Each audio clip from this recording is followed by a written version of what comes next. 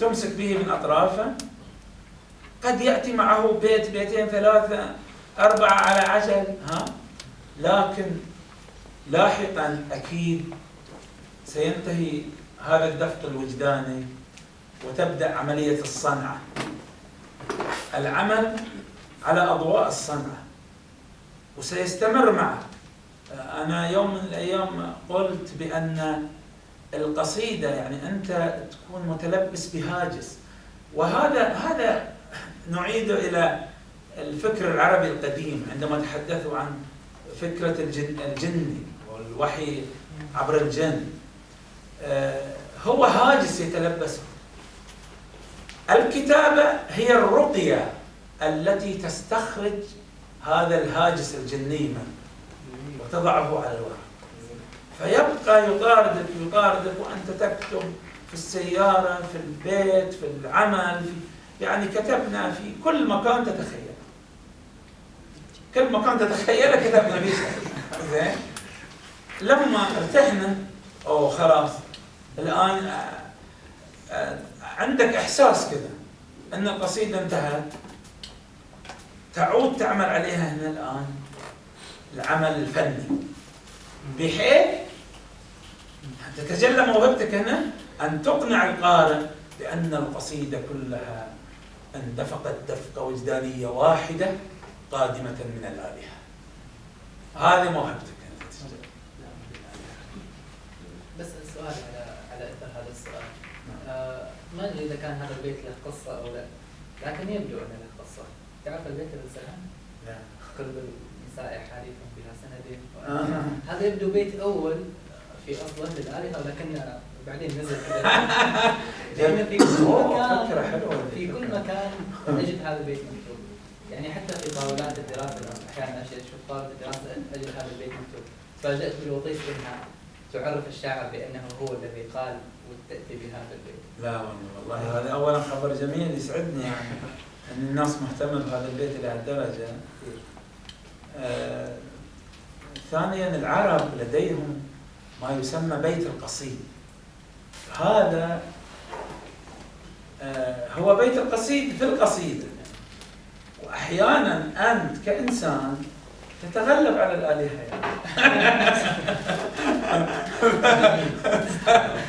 فالبيت الأول في القصيدة: أميل نحوك حيث طاب أنفاسي كما يميل نواسي على الكاسي.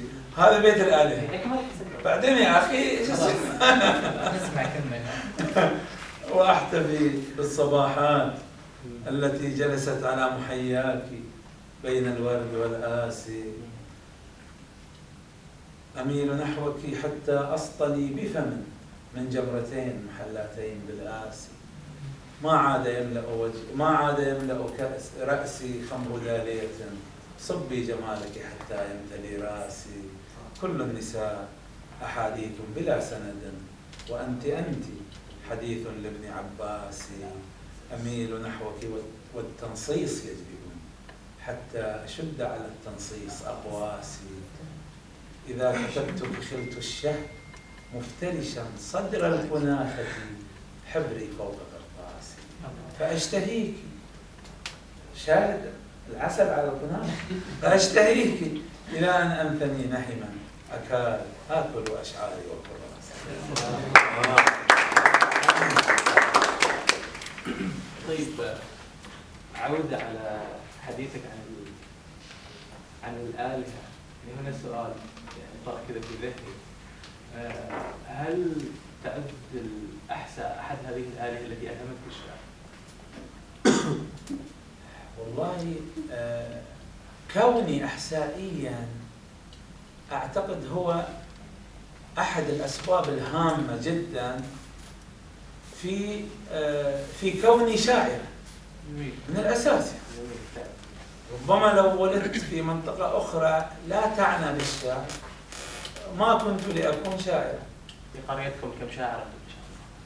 كثير. السؤال كم واحد ما شاعر؟ بالضبط. يا سلام يا الله، بدمرني هذا. تعرف أنت بعض الأسماء وافشوا لي بعض اسرارك يعني اذا تحب هنا. لا خلي أسرار. أنت تعرفني أنا في مجتمعي جدا إنسان بسيط، أحد خدمة المجتمع، وهذا شيء شرف لي يعني. وكل ما يحملونه عني وما أحمله عنهم هو هذه المحبة وهذه الخدمة المتبادلة بيننا. تفضل حد عنده سؤال؟ نعم أستاذ قاسم، يعني من أكثر الأشياء التي تثير اضطرابي في قصيدتك هي النفس الطويل، من أين أتيت به؟ أولا الذي يتحدث أمامنا من سلالة أبو مسلم الكلامي، سلالة شاعر أعظم شاعر عرفته عمان، فهذا يعني نحييك أولا ونترحم على الشاعر العظيم أبو مسلم الكلامي. وعلى من هذا جهز نص المعتصم. أما من جهة النفس الطويل فلست أطول نفسا من أبي مسلم الوهلاني. يا أخي قصيدته التي يتحدث ويناجي فيها الإمام علي النهروانية كم 200 بيت تقريبا، شيء خرافي. ثانيا أنا قلت في أحد أبياتي الشعرية تشوهني الطوال من القوافي فوجهي يشبه الكلمة الأقل. مش طول القصيدة ليس دليلا على نجاحها، وربما في كثير من الأحيان يكون دليلا على فشلها بمعنى أنها لا تكون بيت قصيد. أنت تحاول أن تحول القصيدة كلها إلى بيت قصيد. فكلما طالت القصيدة دليل على أن رؤيتك ضيقة، والعكس صحيح كما قال النفاري، وذكرت ذلك بالأمس: كلما اتسعت العبارة ضاقت. وليس الصحيح أنه كلما ضاقت الرؤية اتسعت، أو كلما ضاقت الرؤية اتسعت القصيدة. العكس هو الصحيح. فأنا حقيقة أنظر إلى أن القصيدة هي إيجاز، لكن أي نوع من الإيجاز، أي نوع من الاختزال، هو الاختزال الشفاف، وليس الاختزال. لا أميل إلى المعاني الثقيلة، المعاني والنصوص التي تعتمد على حضور اللغة، وإن كان في نهاية المطاف المنجز الشعري هو لغة في نهاية المطاف، لكن حضور اللغة الثقيل مثل حضور اليقين في القلب ثقيل. دائما القلب يحتاج لقليل من الشك على أساس يتخفف من يقين.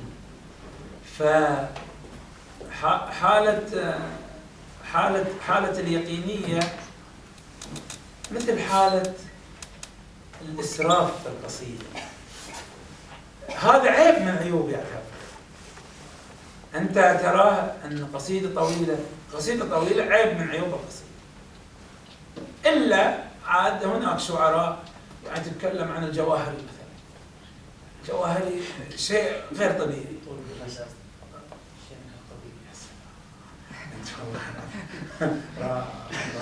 رائع فعلا.